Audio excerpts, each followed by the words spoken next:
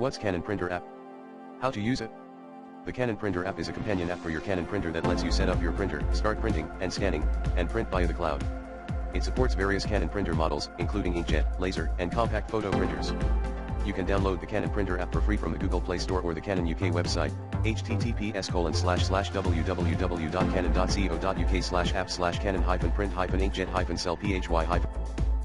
You can also use the Canon Print Business app for more advanced features and settings for your Canon laser printer.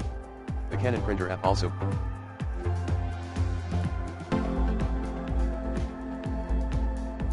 provides various handy functions such as checking consumable levels, and printing via the cloud. You can use the Canon Printer app to do the following tasks: connect your printer to your device via Wi-Fi or Bluetooth. Print photos, documents, web pages, and emails from your device.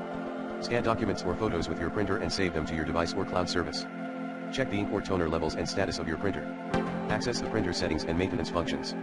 To use the Canon Printer app, you need to have a Canon printer that supports the app and a device that runs Android 5.0 or later.